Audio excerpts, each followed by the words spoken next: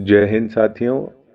आज के इस वीडियो में हम बात करेंगे शहीद आज़म भगत सिंह के क्या विचार थे किसानों के लिए, मजदूरों के लिए। और उनके विचार जानने के लिए हमें जाना होगा लगभग एक सदी पहले 1920 में, जहां उत्तर प्रदेश में एक बहुत बड़ी किसानों की मुहिम चल रही है, जिसे एका आंदोलन कहा जाता है। एका यानी एकता, हिंदू मुस्लिम एकता का आंदोलन, किसानों का आंदोलन, जिसका नेतृत्व कर रहे हैं एक दलित किसान नेता मदारी पासी। मदारी पासी इस आंदोलन को इतना बड़ा और इतना उग्र कर देते हैं कि जो अंग्रेज प्रशासन है वो उनकी जान का दुश्मन बन जाता है। इसी कारण वे अंडरग्राउंड होते हैं। 1922 में मदारी पासी की गिरफ्तारी भी होती है और 1926 तक उनकी जेल से रिहाई हो जाती है। यहाँ जेल से रिहाई होने के बाद एक साथी क्रांतिकारी शिव कुमार वर्मा के कहने पर भगत सिंह की मुलाकात किसान नेता मदारी पासी से होती है और वहाँ उनसे मुलाकात के बाद भगत सिंह व उनके अन्य क्रांतिकारी साथियों को जो किसानों के मुद्दे हैं उसके बारे में बड़े विस्तार से पता चलता है कि इस देश में किसानों के असली मुद्दे क्या हैं, उनकी असली समस्याएं क्या हैं और समाधान क्या हो सकते हैं। बहरहाल मदारी पासी से उनका सहयोग लंबा चलता है, किंतु किन्हीं कारणों से 1928 आते आते दोनों के रास्ते कुछ अलग हो जाते हैं। जैसा कि आप सब जानते हैं कि भगत सिंह और उनके साथी बटुकेश्वर दत्त ने कॉन्स्टिट्यूएंट असेंबली में बम फेंका और गिरफ्तारी दी।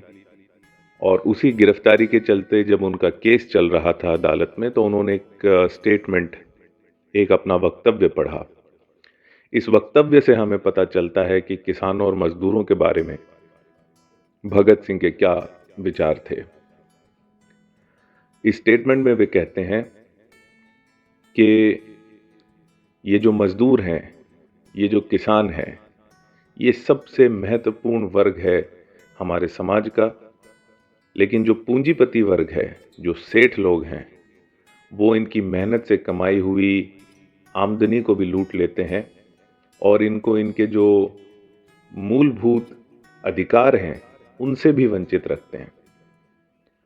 किसान जो कि हमारे लिए, सबके लिए, पूरी दुनिया के लिए अन्न उगाता है, उसी के बच्चे, उसी का परिवार भूख से तड़पता है। जो जुलाहा पूरी दुनिया के लिए कपड़े बनाता है, उसी के बच्चे अधनंगे घूमते हैं। जो खाती, जो लोहार, जो मिस्त्री बड़े बड़े महल तक बना देते हैं, वो झुग्गी झोपड़ियों में रहने को मजबूर हैं।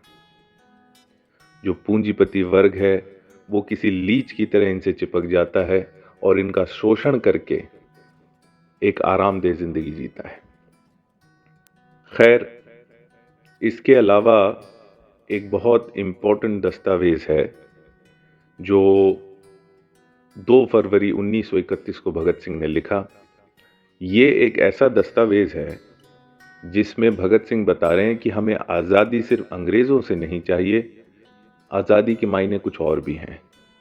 8 ऐसे बिंदु हैं जो उन्होंने रेखांकित किए और 90 साल पहले रेखांकित किए। बड़े ध्यान से आप सुनिएगा।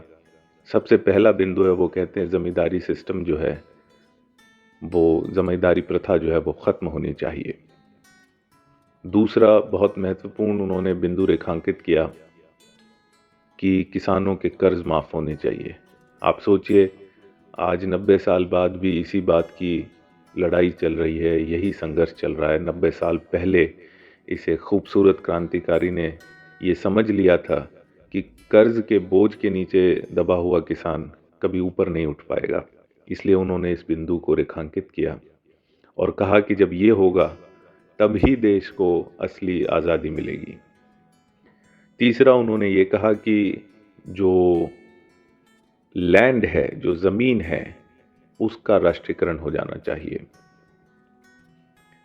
चौथा वो कहते हैं कि सबको घर मिलना चाहिए, गारंटीड हाउसिंग फॉर ऑल। 5वां वो कहते हैं कि किसानों से किसी भी तरह का, किसी भी रूप में कोई टैक्स नहीं लिया जाना चाहिए।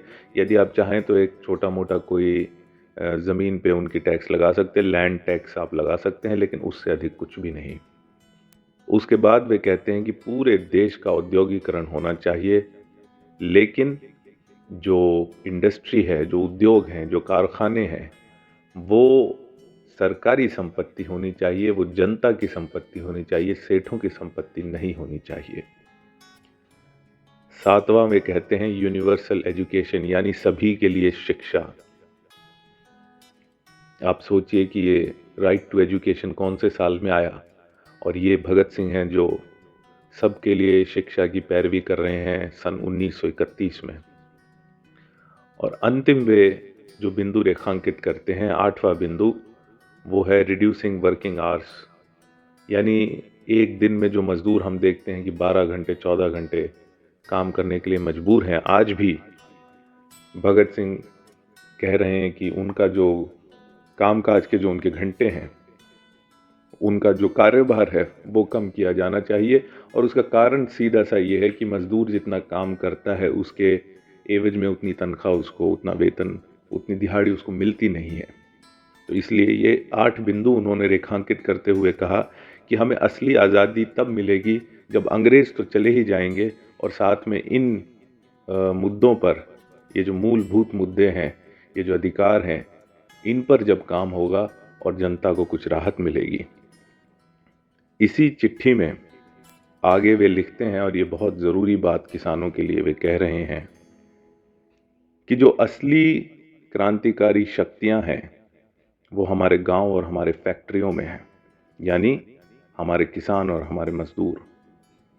लेकिन जो पूंजीपतियों के छाया में, छत्र छाया में रहने वाले हमारे नेता हैं, वो उनको एक नहीं होने देते। अगर एक दिन ये सोए हुए शेर जाग गए तो ये एक ऐसे उद्देश्य की तरफ चल पड़ेंगे जो उद्देश्य इनके नेताओं के दिए हुए उद्देश्य से बहुत बड़ा होगा, और आर्थिक रूप से नहीं, सिर्फ आर्थिक रूप से ही नहीं, राजनीतिक रूप से भी ये बेहद शक्तिशाली बन जाएंगे। दोस्तों, मुझे आशा है कि भगत सिंह के किसान और मजदूरों को लेकर जो विचार थे वो सुनकर आपको कुछ अच्छी जानकारी प्राप्त हुई होगी। हमारे वीडियोस देखने के लिए हमारे YouTube चैनल को सब्सक्राइब करें, वीडियो को शेयर करें, लाइक करें। बहुत बहुत धन्यवाद।